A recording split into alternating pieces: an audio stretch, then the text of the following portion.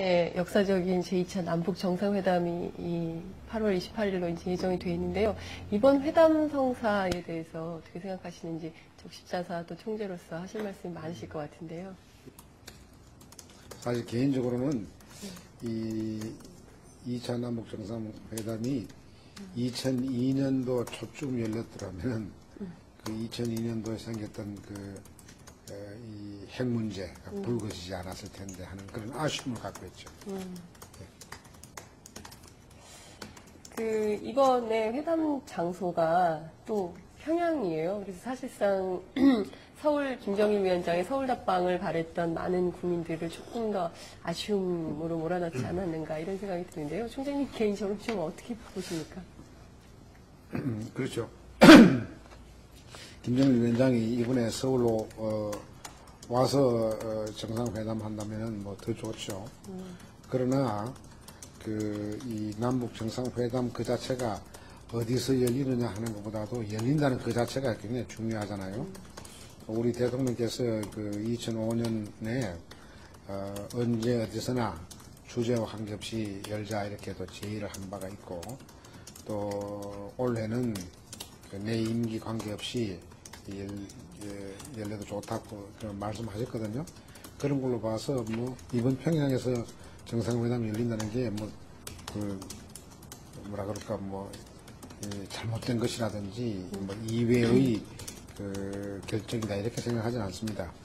다만 우리가 여기서 하나 고려해야 될 것은 장소는요.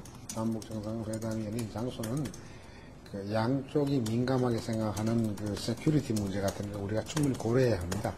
그렇다면 평양에서 열리는 것은 무난하다고 생각합니다.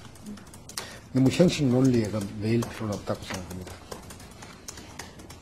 그렇지만 좀 어느 곳이 조금 더 적당했겠다, 어디라면 더 좋았겠다. 뭐 금강산도 있고 또 개성도 있고 또 제주도도 이렇게 많이 거론되던 장소 중에 하나였는데요. 다 좋죠. 지금 이제 거론되는 그런 장소가 다 좋지만은 예. 가장 중요한 것은 이제 정상이 모이니까 예. 세큐리티가 굉장히 중요하거든요. 가장 안전한 데서 모이는 게 좋죠.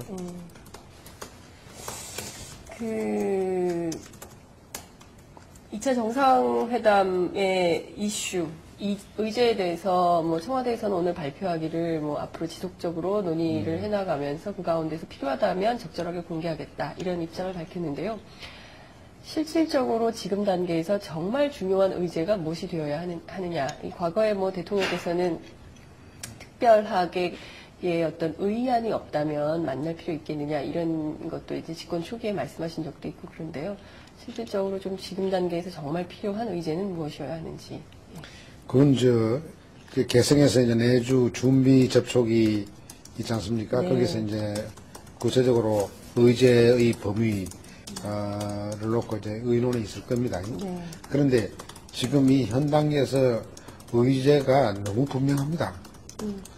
우선 제일 명백한 의제는 한반도 비핵화를 남북 정상이 모여서 재확인하고 그것을 실천할 의지를 보이고 그 방법을 논의하는 것.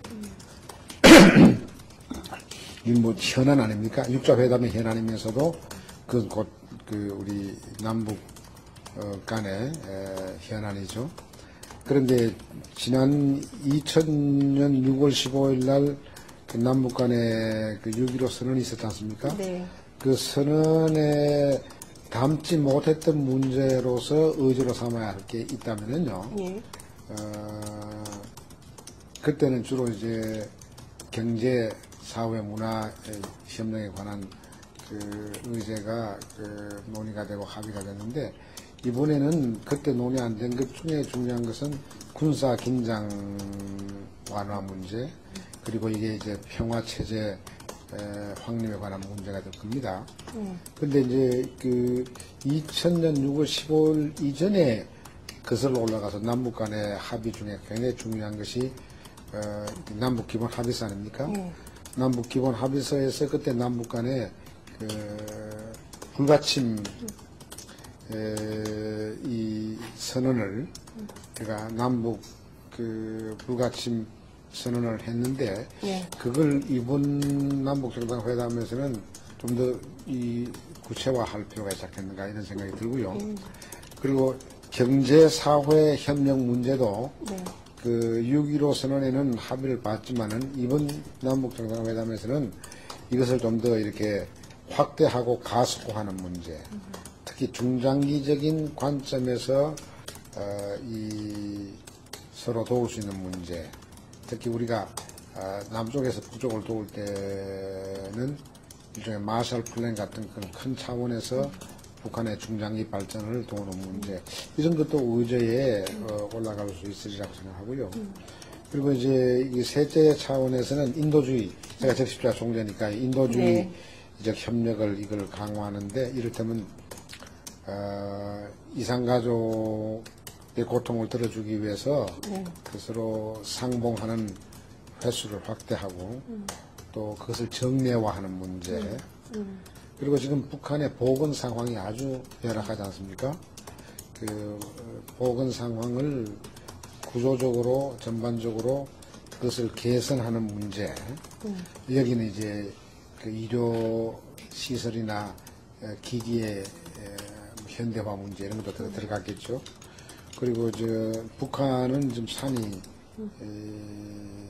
좀 그 벌거벗은 산들이 있지 않습니까? 그러니까 그것이 이제 북한의 농업 생산성을 저해하는 또 구조적인 요인이기도 하니까 그 북한의 산을 푸르게 하는 일에 우리 정부와 인도주의 주체와 민간인이 어떻게 도울 수 있겠는가? 그 일산 푸르기 운동 이런 것 같은 것도 일산. 북한의 산 하나를 네네. 우리 쪽에서 맡아가지고 이제 푸르게 하는 것. 결국 다 우리 종국의 땅이니까요. 앞으로 100년 후에는 다 우리 후손들이 그게 그 혜택을 보는 거니까요. 이런 문제도 뭐 그 인도주의적인 차원에서 협력을 강화하는 문제로 논의가 되지 않겠나. 또 뭐 제가 하나 개인적으로 바란다면은 2000년 6월 15일 선언에는 들어가 있습니다만은 그 남북 간의 그 국가연합 단계로 남북 관계가 이렇게 진전 되는 문제, 진전시키는 문제, 이런 문제도 논의가 되었으면 좋겠다 이렇게 생각이 듭니다. 대체 이런 거는 뭐 일반 상식으로 대충 짐작할 수 있는 문제죠. 그러니까 지금 이야기가 뭐 아젠다 없이 두 정상이 만날 필요가 있는가, 이 말은 전혀 말이 안 됩니다. 지금 아젠다가 다 있습니다.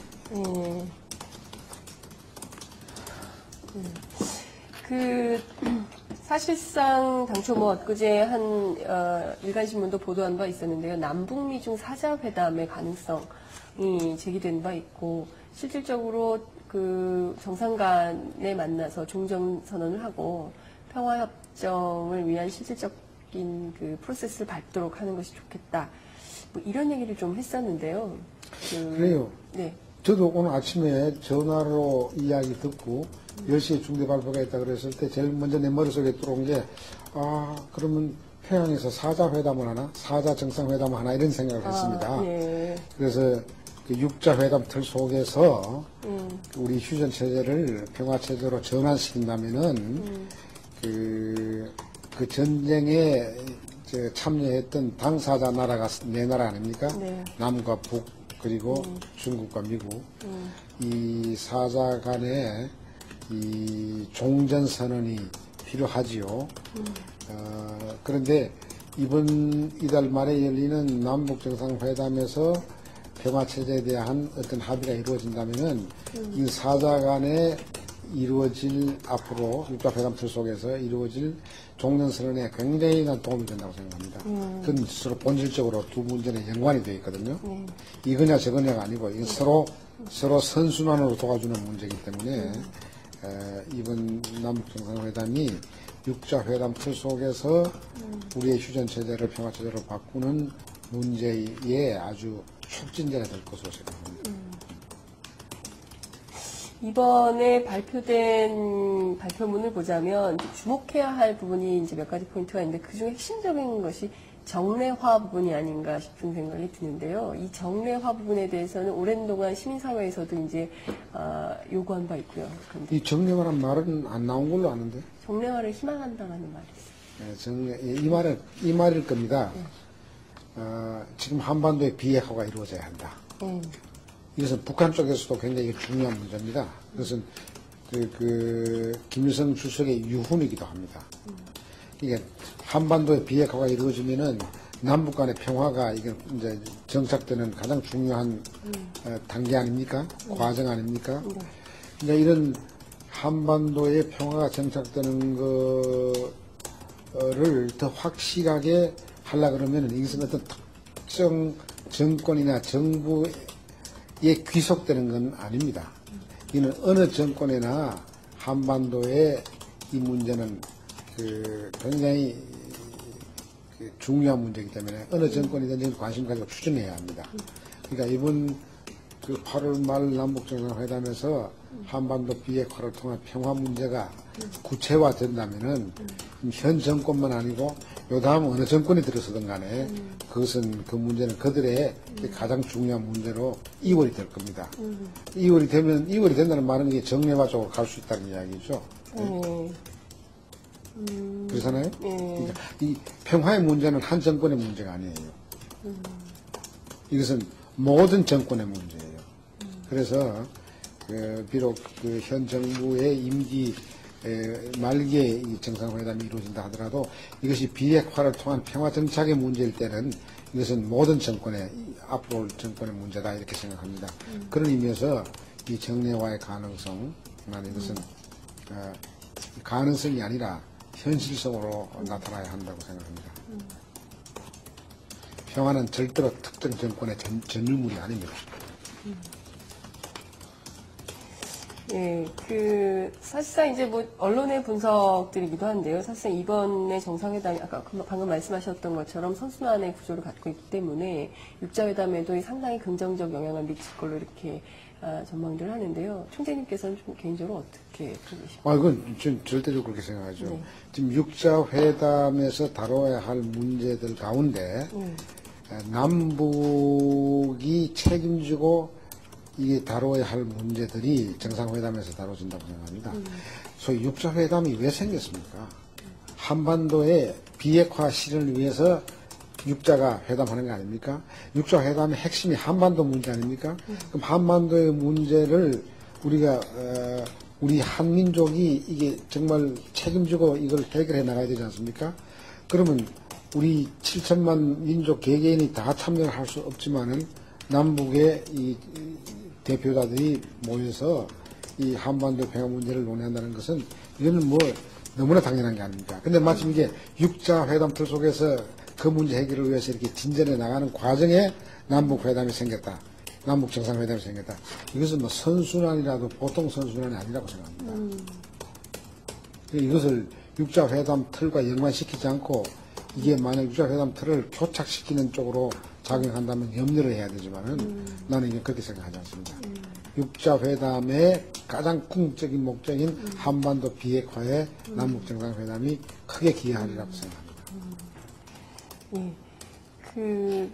그럼에도 불구하고 여전히 정치권에서는 이게 불과 대선을 얼마 코앞에 둔 시점에서 이 같은 정상회담을 추진한다 이렇게 발표됐습니다. 그럼 그런 인식에 두 가지 문제가 있어요. 하나는 현재 육자회담이 전개되고 있는 이 과정에서 육자회담을 통해서 한반도의 평화 문제가 논의되는 이 국제 트랙의 문제하고 남북 관계를 개선해야 한다는 남북 트랙의 문제가 모순 관계가 아니라고 하는 거예요. 이게 서로 이게 상호 보완적인 관계라고 하는 걸 모르는 것이고요. 둘째, 아까 이야기했듯이 이 평화 문제는 특히 비핵화를 통한 평화 실현은 정치적인 문제로만 보기는 너무나 큰 문제입니다. 우리 민족의 공생의 문제예요. 상생의 문제예요. 공존의 문제예요. 그리고 이것은 이 지역의 안정의 문제예요. 세계 평화의 문제란 말이죠. 이런 중대한 문제를 파티선 폴리틱스, 정당 정치의 관점에서 보고 판단한다면 이건 큰 잘못이죠. 이제는 말이죠.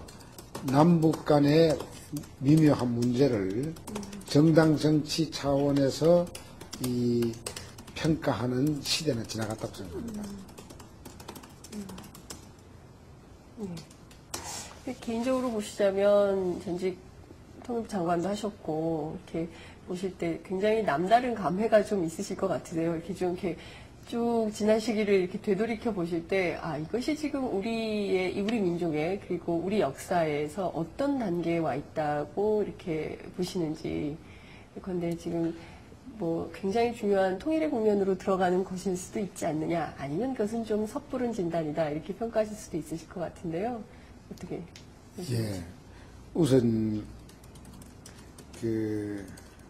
한반도에서는 절대로 전쟁이 일어나서 안 된다 하는 것이 이게 모든 국민들의 공통적인 관심사라고 한다면은 우리 민족에게 주어진 선택은 평화로 나가는 것입니다. 평화 프로세스를 통해서 통일로 점진적으로 나가는 것입니다. 그냥 그렇게 우리가 그 문제에 대해서 합의가 있다고 생각한다면은 저는 지금 이 단계에서 그간 지난 60년간의 우리 마음속에 이게 내면화되어 있고 우리 사회 제도 속에 스며 있는 이 분단, 냉전, 의식과 문화와 이 제도가 우리의 이 성장, 발전 역량을 굉장히 위축시켜 왔습니다. 우리 성장, 발전 역량만 위축시켰을 뿐 아니라 민주 역량도 이것을 위축시켜 왔습니다. 민주 역량만 위축시켰을 뿐만 아니라 평화를 구현하는, 평화를 만드는 역량도 위축시켜 왔습니다. 제가 지금 평화를 만든다는 것은 굉장히 중요한 이야기입니다. 평화 이야기하면 이 두 가지 수준이 있습니다. 낮은 수준의 평화는 피스키핑입니다. 힘으로, 군사력으로 평화를 지킨다. 이것은 전쟁을 막긴 하지만은 참 평화는 없고 그저 이 공포의 균형을 유지하는 것이죠. 그런데 공포의 균형을 유지한다고 해서 평화가 있는 건 아니잖아요. 평화라고 하는 것은 상대방이 필요한 것을 주고 상대방이 필요한 것을 얻고 서로 자원을 나누고 서로 오해를 불식하고 역지사지에서 서로 함께 살아가는 그러한 삶을 사는 거거든요. 그래서 피스메이킹이거든요. 피스메이킹은 이렇게 때문에 나 이렇게 한다. 당신이 나에게 이만큼 주기 때문에 난 당신이 이만큼 준다. 당신이 나의 눈을 때렸기 때문에 나도 당신 눈을 때린다. 이건 피스키핑의 논리예요. 근데 피스메이킹의 논리는 불구하고의 논리입니다. 그러니까 당신은 자원이 부족해서 이만큼 줌에도 불구하고 우리는 이만큼 준다. 더 많이 준다. 이런 피스메이킹의 이 의지를 실천해야 할 단계거든요. 나는 이번 남북정상회담에서 피스키핑의 문제는 나는 논의 안 된다고 생각합니다. 또 논의돼서는 안 된다고 생각하고요. 피스메이킹의 관점에서 문제가 제기되고 논의되고 협의되고 합의될 것으로 나는 기대를 합니다. 지금 제가 10몇 년 전에 통일 사업을 맡았던 이 정부의 강요로서 그런 꿈을 그때 갖고 있었는데 그때는 무시무시했습니다. 참 그 냉전 기류가 너무 강해서 그때는 피스키핑만 생각했지 피스메이킹은 생각도 못할 때거든요. 이제 10몇 년 세월이 흐르고 이제 제2차 남북정상회담이 열린다고 하니까 비로소 우리나라에도 우리 민족에게도 이제 피스메이킹이 오는구나 흐뭇하게 생각하고요. 제10차 총재로서 항상 이 평화 만들기 논리를 가지고 우리가 운동해 왔는데 또 제10차 총재로서 이 남북 2차 정상회담을 아주 큰 기대를 가지고 바라봅니다. 좋은 결과가 나오길 바랍니다. 네. 귀중한 시간 내주셔서 정말 감사드립니다. 네. 감사합니다. 네.